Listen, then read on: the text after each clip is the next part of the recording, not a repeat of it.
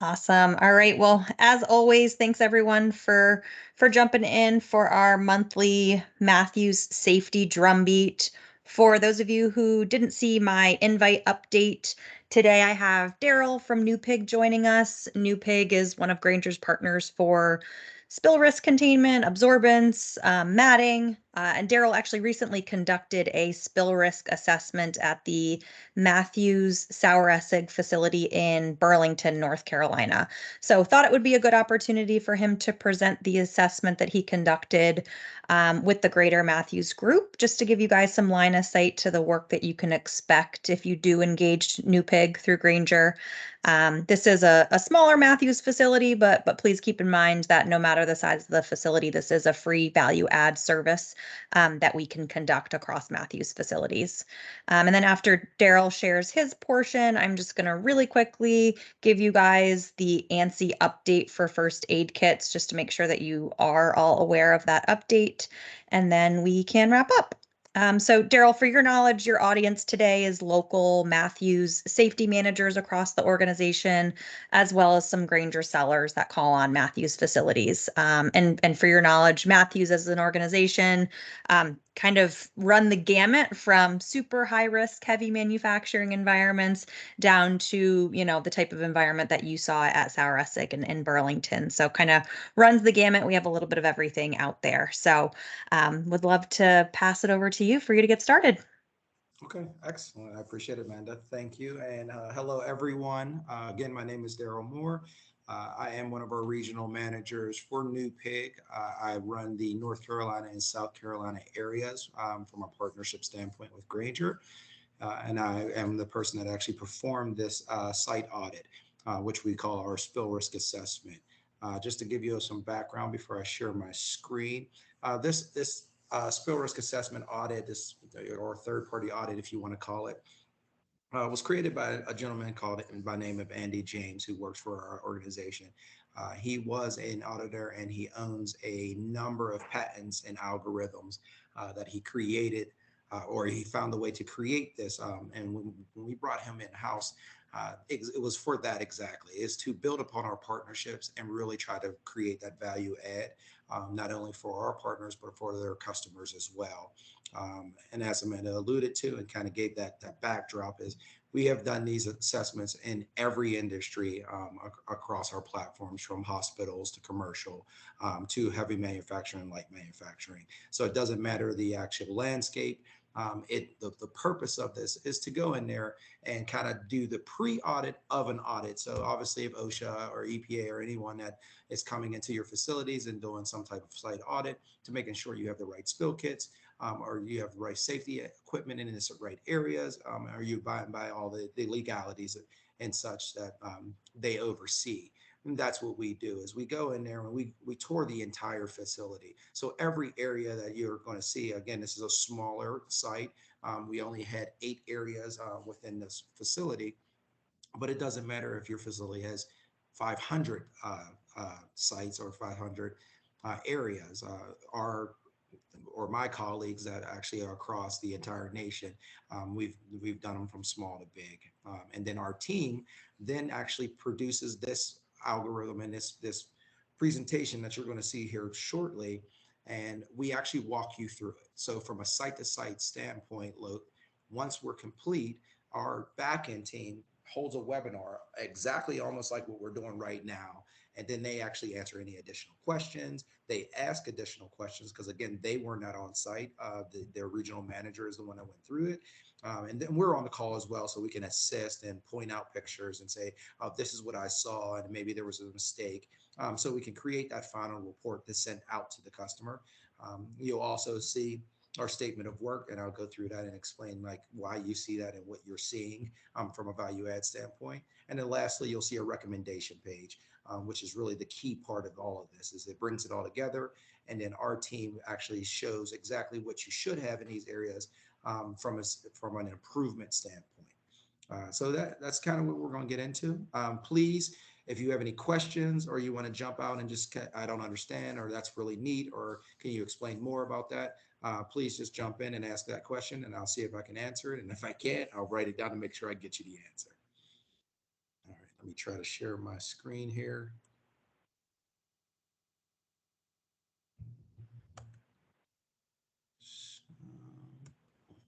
Up, not that. There we go. And share. Can everyone see my screen? It says final report, spill risk algorithm. Yes, sir. Yep. Sure Excellent. can. Excellent. All right, so we're starting here. So again, I gave you that backdrop. This is how we start all of our spill risk assessments and our algorithms when we're talking to our customers. And we introduce ourselves and we go through that. And you'll see down in the contributors of people that are going through the report or have spoken to the report or the site rep and the partnered rep that brought us to the actual facility. So going into the first page, we always do a backdrop of contents, which you're going to see almost in each area, what we name. What you'll see in every one of these pages is a name at the top. That's something the site rep will ask the individual, the EHS manager, or whoever the actual site manager that's walking us around. Whatever you name that site, that's what we're going to call it. So if 2 years from now, or if someone leaves a job and somebody has to hand this report over, they'll know exactly the area that you're talking about. So that's really critical. The overall observations is we're really looking at every area that has a liquid um, possibility. So if it's rather it being the heavy manufacturing machinery, if you're just storing oil in this area, if it's a haz waste area, anything that's to do, I don't care if it's water. If it has some type of liquid in that area, we want to visit it because we want to make sure that one, we're looking for drains, we're looking for how large the liquid is in that area, what that liquid is, make sure you have the right materials to clean it up. If there was a spill, is there a machine that's leaking consistently? If that's the case, why are you pilfering the spill containment pallets and you're just using individual cleanup tools. Those are all the things that we're looking for when we're touring through. So when you're looking at the ratings, this kind of gives you an overview of exactly what I just said, the spill drains, the liquids, the spill. So it's very thorough. We try not to read and go through this because we do send this report out prior to our webinar. So you'll have time to review it, read it, understand it, and develop questions prior to that webinar with our team. So you can, be in the know in a sense. Just continuing on, explaining everything that's throughout this report. I won't bore you with that, but we'll start at the first page. Again, like I said, this is a smaller facility, only 8 areas. Every one of these next few pages look exactly the same. The difference is what you're looking at is we do take pictures inside the facility, and that those pictures from a confidentiality standpoint stay within that locale. Now, obviously, Matthews, this is one of your sites, so we're able to show that. We would not use this information at any other, other places. We wouldn't be like, oh, hey, we went over to Matthews and this is what we found. That's not what we do. We have our own kind of confidentiality agreement when we do this. So those pictures are just used for this report and just so we can look back and say, okay, this is what we saw there, and then make sure that if anyone within the organization that was not joining us on the tour, they could understand what we're looking at. Now, in the first box up in the top right, you'll see right above it, really small, I'll kind of circle it with the mouse. You see it says oils-based liquids, and aerobic solvents. So when we're going in those areas, we're asking what is it inside the most things we know that we're in the machines. If it's hydraulic fluids and so forth, we want to make sure, is this a special liquid? Is this in a solvent or is this an oil-based liquid? Once we have that information, you can see in this box, the algorithm produces a very detailed report showing that what is the ultimate visibility and potential spill of that risk. And you can see that's medium. Obviously, there's low, medium, high, and elevated for the true risk. You can see the 2 types of liquids that are there. If there are areas that have 5, 6, 7 liquids, we will try to list them all. And if we miss some, we'll try to come back to get that. You see NA in these 2 areas here. That is the drain distance and obstruction factor distance. Now, in those areas, and in actually all of the areas in this specific report, you'll see NA, which is not applicable because there is no drains in that entire facility on the inside, which you don't see all the time. I know if you're walking through some of your other facilities, you'll see drains everywhere. We ask those questions. Where's that drain leading to? Is it going to wastewater? How often do you manage that? And if you're not, if it's going to the locale, do you go out to where the endpoint is and test the water, because if anything gets down there from when you're washing down machines or you're cleaning the areas, or sometimes some people don't pay attention at all and the safety's not there. That's why we ask that, because that's where that becomes that a critical risk. So we have the right materials in the area. So if there is a spill, you're preventative. You can see that in this area, the largest container of liquid is 50 gallons. Sometimes the individuals taking us around may not know the exact number. Us doing it on a day-to-day basis, we kind of can get a guess. There's not too much range. We just don't want to have a area that has a 250 gallon tank and we say 5 gallon. I mean, that's a huge disparity. But as long as we're within range, the algorithm will calculate it correctly. And you can see in the next part right there, it says the spill reach is 38 feet. So if that was to open up and overflow and spill, the algorithm is patented to prove that within 0 degree of basically flat land, that that entire vat would spread out to about 38 feet. So that's good to know, because again, when you're talking about containment pallets or spill containment, what would you need to create a safe environment around that machine or around that area, and how far would it have to reach out and how long would it take? That's what it's calculating.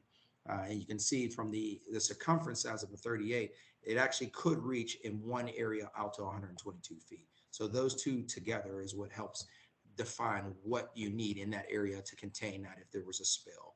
And then the no is if there was any corrosives or flammables. We also like to detail that, because outside of actually containing and cleaning up the area, we want to make sure that from a safety standpoint, you have the right materials if it was a corrosive or a flammable, which is a PPE, which everyone understands. And then in the bottom, you'll see a green and 2 elevated risk. This is actually back to that point of that area of drain risk. It says a lower green drain risk because there is no drain. So that means if this was to spill, it wouldn't go out to the locale or even into your wastewater. But the area liquid risk and response pressure is elevated. And you'll see this in the further documents in the pages when I explain. Every page says elevated because all of these areas did not have any spill kits. And that's why it's elevated. Now, if there was a spill kit and it was pilfered, that would be a lower amount, but still at risk, because they should have individual pads just for, minor spillage, which if you look in the first picture down here, you see that little blue rag right here I'm trying to circle.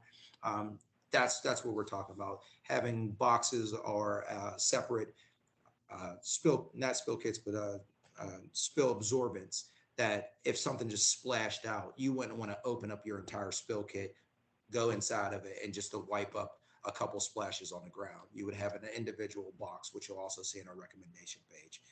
And that's why you see an elevated risk. The other two boxes that you see a lot of NAs is because it doesn't have anything to do with the area of risk that we're actually assessing right now. Blocker distance.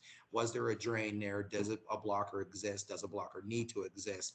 All that would be detailed in this report if that was applicable.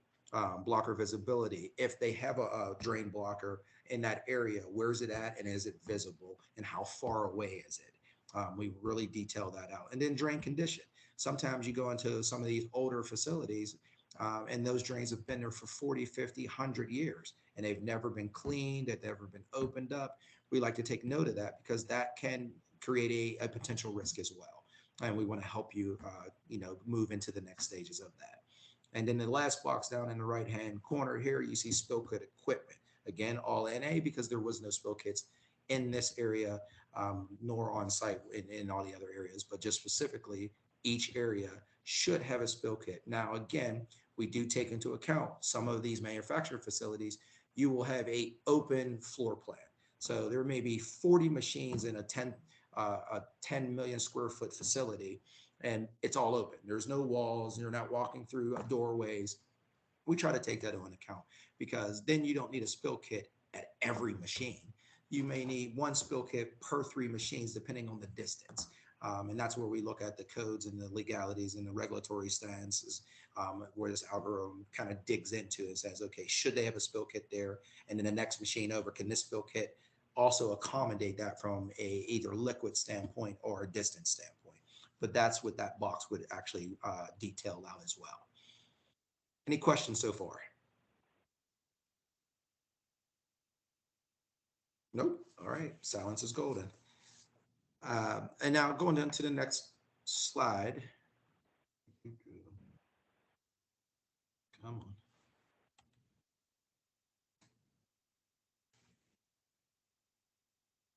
Okay. Um,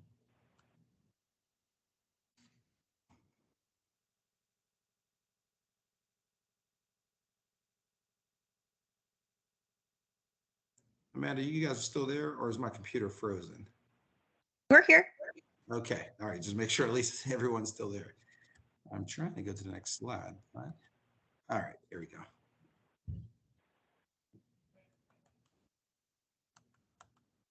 All right. So again, speaking to each slide. Now, I gave a very detailed report of that first slide, just so from a timing standpoint, you could understand what you're looking at. So in this area, the Lang engraving area, you can see it's not an open liquid area. There is a container there, but that actually wasn't holding any liquid. So the 5-gallon largest container that you see right here was actually the reserve tank and the hoses that were connected through that. For if those were to disconnect or the reserve tank was to bust open, there would be only and actually it was only about 3 gallons. We rounded up to 5. But that's what they would be cleaning up. And you can see the difference. So if I was to go back one page, you can see at a 50-gallon largest container, the spill reach was 38 feet. And at a 5-degree slope, it can go out to 122 feet. Smaller area, smaller gallons, a larger container is only a 12-foot range. And at a 5-degree incline, there's only a 39-foot disparity for that 5 gallons to be spilled out. No flammables, still a medium risk, more so because there is no spill kits in the area, and still the same type of liquids. NA goes across the board down the spill kits, nothing to talk about there because it doesn't exist, and there's no drains to be detailed. Manual and CNC lathe. Again, a lot of the stuff you see here, those metal shavings and things like that, the wet metal shavings, you can see there's a little reserve right here where there's liquid.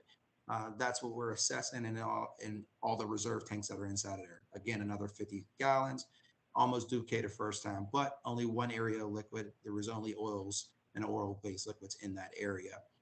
Still medium because of no spill kits, but a lot lower risk because of where it was located on the facility floor. No spill kits in the area, so there's nothing there and no drains. Grainger, CNC, Ecotech. Again, you can see large vat, 50 gallons. This could spill over. And then there was a small reserve tank inside of this machine here. Still 38, 122, lower risk, no drains. Very duplicatable, easier to manage. Some of these areas, and you'll see this in commonly in a lot of manufacturing plants when, again, like I talked about, in open floor plans, multiple machines doing similar things or slightly different, but using the same oils or hydraulic fluids. You'll see if the layout is exactly the same, this will duplicate itself because, again, we're looking at the same thing at each machine, and this is what we take into account. And then we're taking notes as well when we're actually going through the facility. So our team knows on the back end, hey, you don't need a spill kit at every area because we couldn't take a picture to show you that all 5 of these machines were in line. We could probably get away with 2 spill kits that would separate spaced perfectly for all of these machines and all these areas to be serviced, and then put an individual box for small cleanups. This is what we discuss when we're following up with our group and detailing the assessment that we saw on site. And we do take actually more pictures than you actually see, so our team kind of sees what we're talking about when we're giving that follow-up. They just kind of pick out the key pictures that actually are speaking to what we see in the algorithm. All right, I'm going to go ahead and skip over a couple places because, again, 50 gallons, you can see same type of liquid, same type of area, same type of spillage that could happen. The pen department, a lot smaller area. You can see some rags right here. They were using wipers again, and then this gray wet air that actually is an absorbent pad, not a new pig pad, but an absorbent pad. that they had. So that machine, they said that does leak here and there. So again, some people they no spill kits in the area, but if there was one, most times what we recognize or we see is that that spill kit is being pilfered. Because if there was a small spill, the oil, this little bottle spilled over, oh, let's just clean it up. Let's open up the spill kit, which you're not supposed to do unless there's a major spill, which is an audit risk. This area, the boneyard, is actually a good one because obviously you see the IBCs in the back, 250-gallon IBCs. Depending on the liquid that's inside of them, those should be on spill containment pallets. That's an audible offense. But you can also see that the spill reach and the spill distance all increase. Now that 250 gallons, it can reach 85 feet flat, 5-degree scope to 274. Everything else still stay the same. There's low drain risk because there was no drains in the area. There's still a medium from a visibility of potential risk because there was no spill kits. And there's where your NAs come. So now moving on so you can understand and see what we are looking at when we're risk summaries. This page, again, larger facility, this page would be filled up completely. Smaller facility, it's a lot smaller. The first side is the current risk. It's your current landscape. Color coordinated. You have your box down here, green being lower risk, maroon, red being your critical risk. The reason why every site, every area had critical risk is because these small words that you see here is kit capacity, kit distance, and kit visibility. Well, again, there was no spill kits in any of those areas. So of course the critical risk is there because if there was a major spill, how would they clean it up? How would they contain that area from a safety standpoint? It didn't exist. The risk improvements after the improvement paths, which what I'm about to show you shortly turns to green, and the net risk and net change. That's how you read that page. We do prioritize the risk, as you can see, highest risk, high risk, moderate risk, low risk, and those are the color coordinated things that you saw on your pages. And it's detailed out. Everything was a moderate risk. The reason why is because defined by low to no drain risk. Every one of these areas, if you add a drain, would immediately go over to high risk because of that drain. And if you have what you're supposed to have in that area, if there is a spill kit in that area, it could still be low risk, even if a 50-gallon large tank had a 5-gallon spill kit. You still would be at a lower risk because you had some type of safety to clean up that mess. You wouldn't just have enough. And then we would help you manage that as well. So again, this page could be very detailed and a lot larger with a larger facility and more liquid areas. And then we end everything you saw before. We again recap and break down the improvement paths of each area. So you saw what the areas were telling you, and now we're showing you how to fix them. And then you can see from your current setup to if you do what we tell you down here, this is what your spill risk your paths will be. And we get appropriate spill kit with 46 gallons of absorbency located in 24 feet of primary spill area. Spill kit should be visible, 3 or more points. So we're telling you exactly what you should do to fix what we saw in the problems that you have. And then it also gives you detail. So if someone did come into audit and again, budget things happen like that, we tell you these last for 2 years. You can keep them on file. And if you do get audited, they understand we are recognized in an industry, we are respected. You can say, yes, we just had a spill risk assessment by NewPIG. Here's our improvement paths, but due to budgetary reasons, we can't buy $100 million of spill kits, but we're doing it in budgetary or in sections, in quarters and so forth. So it kind of helps you out and covers you as well by having these reports on hand. And there's going to be one for each area. And that is the actual report. That is the most detailed side of it. That is everything that you see here today. The last 2 things I'll show you is we do provide a statement of work. And this is where you get your value add from being a partner with Grainger. Is again, you can see really large, not a bill, but we do show you because if you were to contract a third-party agency out, this is what they would provide you.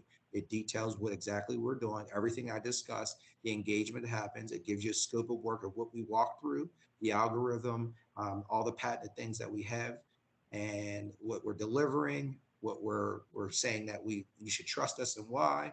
And then we also give you that fee schedule. So small facility, only 8 distinct areas, but If they were to contract this out on their own, you'd have spent $4,882.28. Obviously, they didn't cost them that because of the partnership with Grainger, and you received it for free. Hey, Daryl, I'm just going to jump in really quickly. And some of you Yes, Grainger sellers probably already know what I'm about to say. But if you do bring DVP. in new pig to one of your Matthews facilities, that $4,882 should be put into a DVP receipt so that I can share my quarterly cost avoidance, not hard cost savings, but cost avoidance. I report those out quarterly. That's going to help us to have better conversations corporately. So just make sure that you're plugging those into the DVP tool. Absolutely. Thanks, Amanda. And then the last page, again, smaller facility. I've seen these pages go to 2, 3, 4 pages long because there's a lot of corrections that could happen in larger manufacturing facilities. But again, no spill kits in any area. So within the system that we have now, this is a recommendation page. This is not a guaranteed page. This is not a you have to follow to the core. We do discuss it because our algorithm will spit out it does look at the regulatory standpoint, but again, it doesn't have the physical touch. It is still a system. So the person that's there can see that there are 4 machines within 6 steps of each other. There's no point in the algorithm that you know that. So that's what we try to detail this out ourselves. So when we review it, we're taking notes, our team is taking notes, and we're going through it with you. So the person that actually, the regional manager that actually went through the facility and our team on the back end that is creating the report, that's why we have that webinar. So it could say, hey, Monica, I know we just finished up and I see you have 6 95-gallon spill kits. I really do believe, from my notes and everything that we created, that, we would be able to fall in with, from a regulatory standpoint, that only 3 would be necessary because where their spacing would cover, each machine. We go through that and we adjust these accordingly. But we're making sure we're covering every base because some customers say, you know what? No, I want one at each area. So they're separated and I can now manage. I have a manager at each machine that says, that's your machine, that's your people. We're going to manage it. They might want it that way. That's understandable. And we give them that access. And then you can see the 2 20-gallon high visibility spill kits because those are smaller areas that need those spill kits. And then the 8 pig absorbent mat boxes, that's for all of those spills or those splashes and those quick cleanups that we don't want to open up the spill kit because those are for emergency standpoint. That's a one-time buy. It stays there. They last for years until there's an actual spill. You would continue to buy these pig absorbent mat boxes and you would set those in areas that everyone can walk to, grab whatever they need out to clean up their area versus a major spill.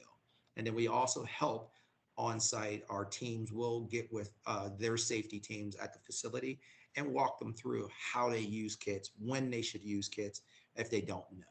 We have a couple different versions of that so they can be taught on site, either through a video that we've created that you can give to each site, or we can do it in person, depending on what they need. But that's the product recommendation page. So in a nutshell, you put all these things together. They're all emailed out. You all have them on file, and you all can print them. And then we're always here to answer any additional questions. But that's the value that New Pig brings to the table with the partnership with Grainger. Any questions?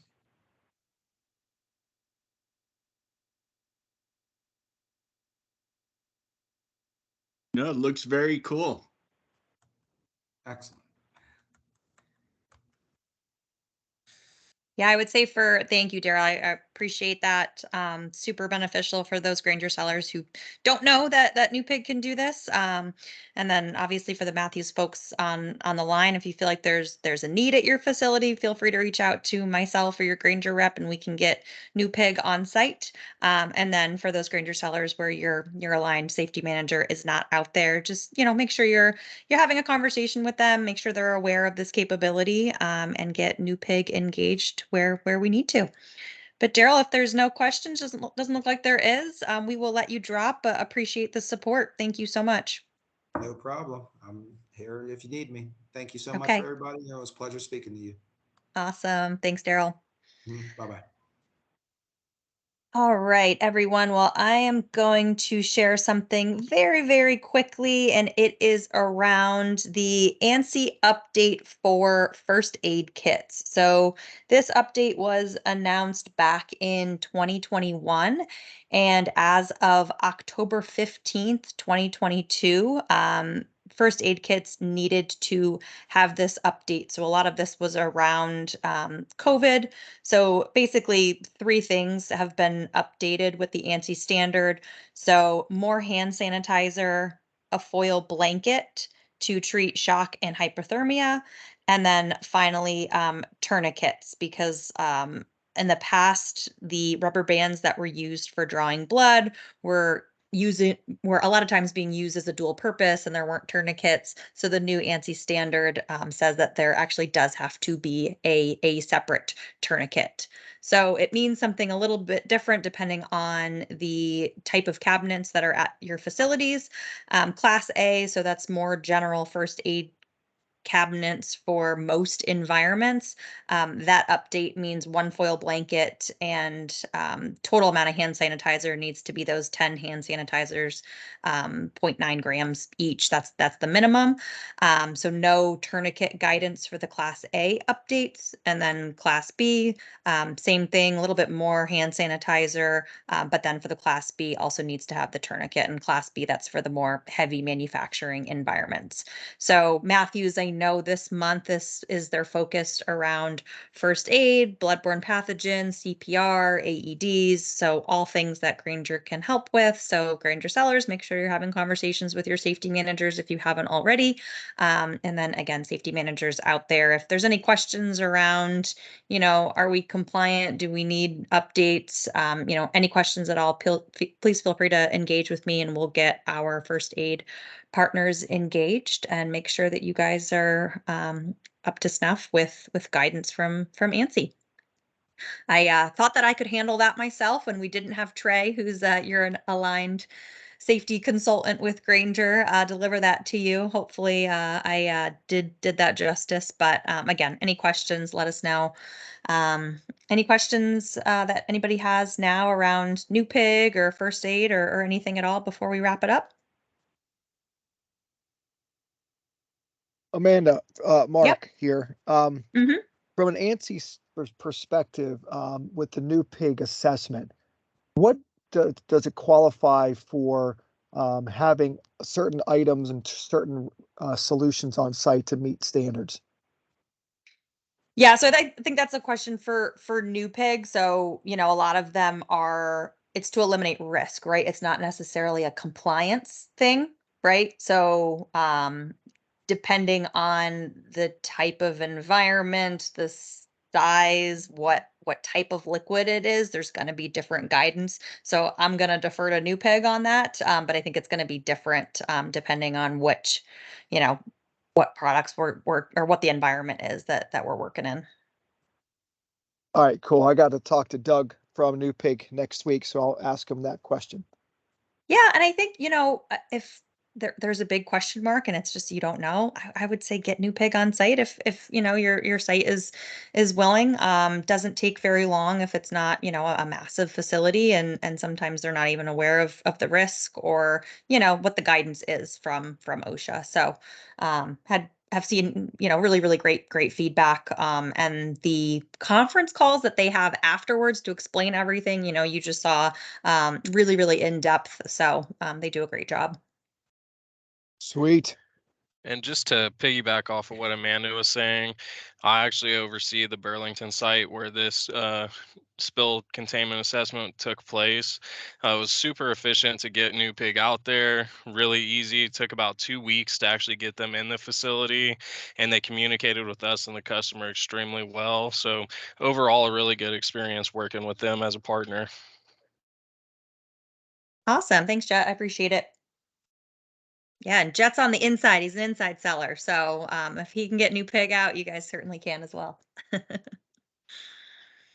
All right, guys. Well, if there is nothing else, I will wrap it up. I will stop this recording. And as always, I am going to send out a link to the YouTube page where this will be housed along with all of the other safety drum beats that we have done. But appreciate the time, and I hope everyone has a great rest of their day. Thanks, Amanda. Thanks, Amanda.